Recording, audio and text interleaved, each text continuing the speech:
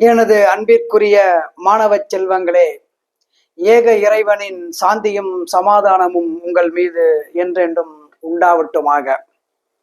நீங்கள் மிகவும் ஆவலுடன் எதிர்பார்த்த +2 தேர்வுகள் நாளை காலை முடிவுகள் அறிவிக்கப்படும் என்று செய்திகள் வெளியாகி இருக்கின்றன.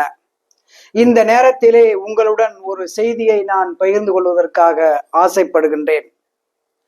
இந்த தேர்வு முடிவுகள் கிட்டத்தட்ட 95% மாணவர்களுக்கு வெற்றியாக அமையும். அவர்கள் நாளை காலை அதை வெற்றியாக கொண்டாடுவார்கள்.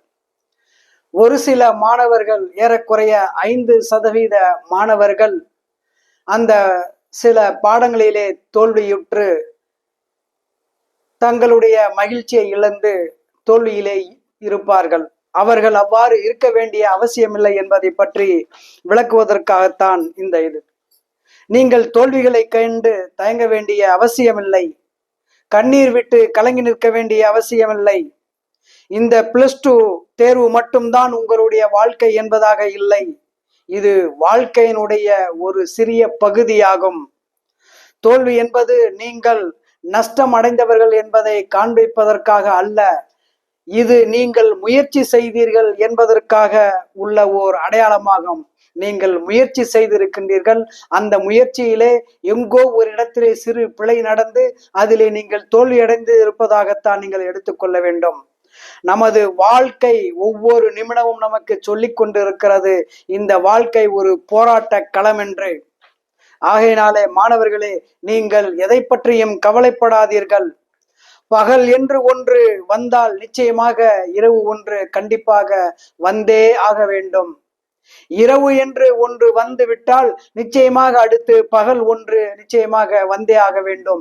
அதுபோல்தான் வெற்றியும் தோல்வியும் மாறி மாறி இந்த உலகத்திலே நமக்கு வந்து கொண்டிருக்கும்.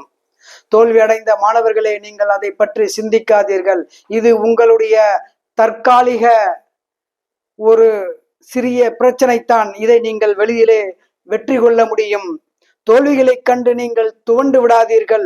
மீண்டும் முயற்சி செய்து கொண்டே இருங்கள். நிச்சயமாக வெற்றி ஒரு நாள் உங்கள் காலடியிலே மண்டியிட்டு உங்களுக்கு அது அடிமையாக இருக்கும். நமக்கு ஏன் இந்த தோல்வி என்று நாம் ஒருபோதும் உள்ளம் உடைந்து விடக்கூடாது. தோல்வியே சந்திக்காத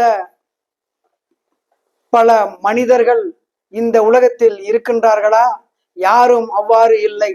தோல்வியை சந்தித்த மனிதர்கள் தான் பலரும் இருக்கின்றார்கள் என்பதை நாம் பார்க்கின்றோம். அமெரிக்காவையே ஆண்ட ஆபிரகாம் லிங்கனை எடுத்துக் கொள்ளுங்கள். பல தோல்விகளை சந்தித்து தான் அவர் அமெரிக்காவை ஆண்டு இருக்கின்றார். மின்சாரத்தை கண்டுபிடித்த தாமஸ் ஆல்வாவை எடுத்துக் கொள்ளுங்கள். அவரும் பல தோல்விகளை சந்தித்து தான் தன்னுடைய வெற்றியினை உச்சத்துக்கு சென்றார். ஆக இறுதியாக ஒன்றை சொல்ல கொள்ள விரும்புகின்றேன். நமது முன்னாள் இந்திய நாட்டின் ஜனாதிபதி APJ அப்துல் கலாம் அவர்களை எடுத்துக்கொள்ளுங்கள். அவர்களும் பல தோல்விகளை சந்தித்துத்தான் தன்னுடைய வெற்றியினை உச்சத்திற்கு சென்று இருக்கின்றார்கள். ஆகவே நாம் தோல்வியின்றி எதை எடுத்தாலும் வெற்றி வெற்றி என்கின்ற அடிப்படையிலே நாம் செல்ல முடியாது. ஆகவே தோல்வியிலேயே நாம் வீழ்ந்து கிடக்காமல் தோல்விகளை ஒப்புக்கொண்டு உங்கள் பிழைகளை சீர் செய்து கொண்டு இலக்குகளை நோக்கி நீங்கள் பயணியுங்கள். நிச்சயமாக உங்களுடைய முயற்சி மீண்டும் வெற்றியாக மாறும். நீங்கள் உங்களுடைய வாழ்விலே வெற்றியாளர்களாக மாறுவதற்கு பல்வேறு வழிகள் இருக்கின்றன. ஆகவே என்னுடைய வாழ்த்துக்கள் என்றென்றும் உண்டாவட்டுமாக.